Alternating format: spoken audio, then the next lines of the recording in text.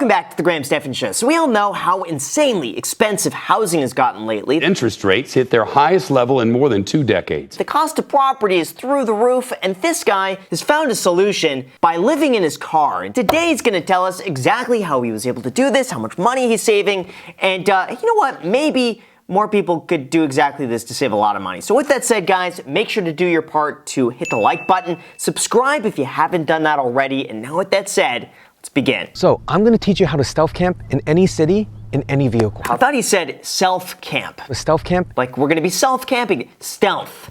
Like, as in, no one knows you're camping in your car. But I have to say, like, half the time you kind of know because all the windows are blacked out. You see curtains over everything, and you see one of those sun shields in the front, so, like, you can't see in at all. Anytime I see that, I'm either assuming, like, hey, someone got kidnapped or, like, someone's sleeping in the car. I never would assume that, yeah, there's no one in that car. Kind of obvious, but at least you don't see anything, so yeah, I guess it's pretty stealth. You can not only save money by not paying rent, you can even find a better paying job by living in your car. By the end of this video, you'll have an understanding of what this lifestyle can look like for you. So let's get started. Why does it sound oddly appealing to me? Save money. I don't know what it is. Something about just being completely free, being able to park anywhere, not having a housing payment, not having any property taxes, not having insanely expensive housing insurance, not having to call repair people. Like, there's very little that could go wrong in the car besides the engine, tires, yeah, stuff like that. This sounds just more people maybe should be doing this. I don't know. Maybe a lot of people do. I'm not as familiar with this. I've always wanted to do van life though. So one day, guys, one day I'll love to do that and just travel for a year. Moving anywhere that's accessible by car no longer requires looking for housing, signing a lease, packing all my belongings, or dealing with housemates. I just pick a city and start driving.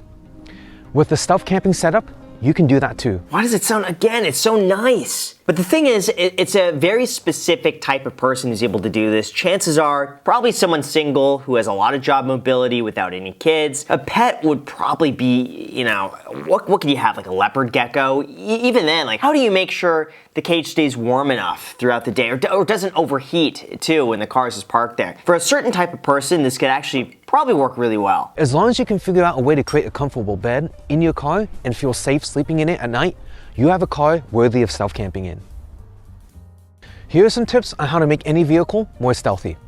The first one is window tint. Yeah, what did I tell you guys? Just 5% limousine tint all the way around. You want it so that someone has to like come up and like stare in the car through the window to see if there's anybody inside, at which point they're probably casing it to rob or something like that. But yeah, the window tint, the curtains, get rid of the windows entirely. If I was stealth camping in a passenger vehicle like the CR-V, I would completely black out the back windows with 5% limo tint and 20 to 35% tint on the front windows. Yeah, until all of a sudden you get pulled over by the police, they give you a window tint ticket and ask you to remove it, and you either pay a big fine or you have to remove it and put it back on. California is very strict about that sort of stuff. So you could probably get away with 35% on the front, 20%, you know, they could probably pull you over for that. Anything on the windshield below 80%, they tend to notice it, they'll pull you over for that. Ask me how I know, because I love 20% window tint with 50% on the front. So, you know what? It's the cost of doing business in California, but Nevada, everyone seems to do it. My next tip is to add dark color curtains behind your driver and front passenger seat.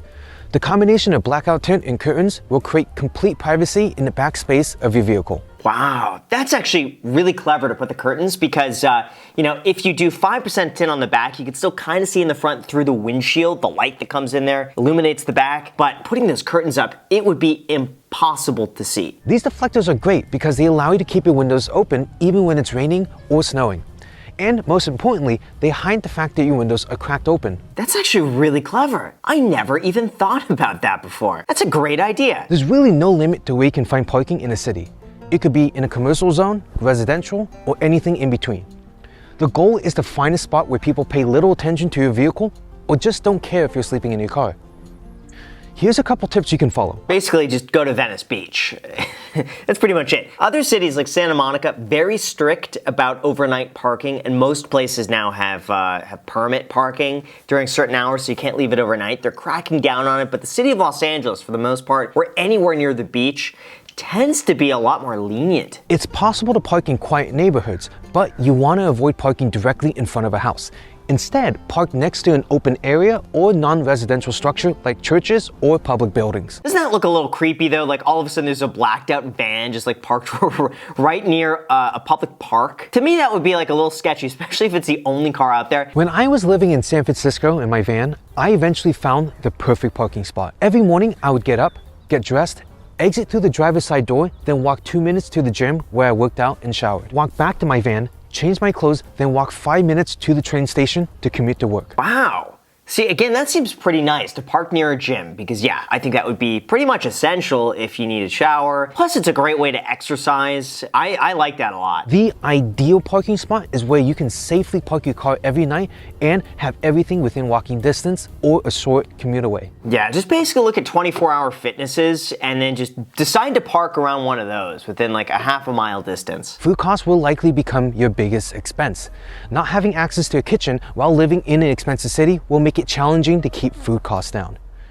When I was living in San Francisco, I was eating out for all my meals, and I was spending between $800 to $1,000 every month on just food. Wow. I mean, here's the thing. It's like you could probably get that down to $300 a month if you're cooking at home. So that's like a $700 a month difference that you could be putting towards rent or just having a place that you share with roommates. Intermittent fasting is a great solution. I eat one big meal a day, and that cuts my food costs roughly in half. There's also many studies about the health benefits of fasting. However you do it, managing the cost of food will be a huge way of reducing your monthly expense. You know what chances are though, if you have an office job where you could just keep food in the refrigerator, that would probably be a great solution to that because then you could keep your food there, go and eat at work, you could go and buy your groceries, do stuff like this, use their microwave, and then you go back. But at night, you know, maybe you just take food from the office. It might not be so bad. You might want to consider looking in dense or affluent cities because the wages in those communities are typically higher. For example, the minimum wage in San Francisco is always a few dollars more than the state average. So working in San Francisco would guarantee a higher wage than other parts of California. And because you're reducing your overall expense by eliminating rent, you get to benefit more from that wage increase and pocket more money. Yeah, I could see that. It works in the bigger cities where the benefit is greater by not paying housing. But in a lot of cities where housing is actually pretty reasonable, this would just be a massive inconvenience. It seems to work in big cities though. The climate is especially mild along the California coast, where many homes within a mile or two from the beach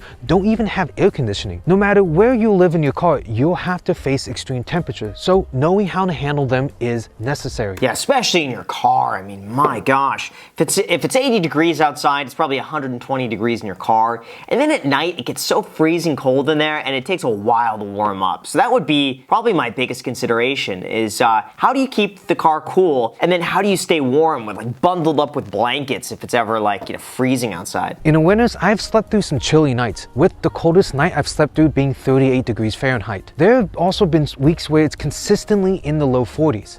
I can use a propane heater, but it's too much of a hassle to store, and I'd have to spend money on propane. Yeah, this seems kinda dangerous though to put a big heater like that in your car. Like if anything were to happen with gases or fumes or just like anything goes up in flames, I don't know if I could sleep at night with that. Long-term car camping can be mentally exhausting because of the lack of a secure home base. But having a routine centered around spaces outside of your vehicle will provide the stability that will make this lifestyle sustainable. It's got a great closet space though. Like you would have no idea. He's so clean cut. He's got a great wardrobe of clothes. He goes to the gym on a regular basis. Like you would have no idea. He's saving a ton of money. I'm curious how long this is sustainable for. Like could you do this for a year, 5 years, 10 years? I don't know. He's not talking about dating though. That's what I'm curious about. It's like, hey, you know, have a great date. Come back to my van. It's parked by the public park over here by the school, and then run away. But yeah, I want to see him talk about that. After work, I would go to the same coffee shop that stayed open late. I had friends that worked at this coffee shop, so I would see them whenever they were on shift. And eventually, I knew the names of all the baristas and had friendly interactions with them every time I saw them. I had a group of people that knew my situation, and some offered me a place to park my van and even a room if I ever needed it. Well, that's nice. See, it just goes to show you, if you're friendly, you're outgoing, just make nice conversations with people. Like, everyone just tends to want to help each other out.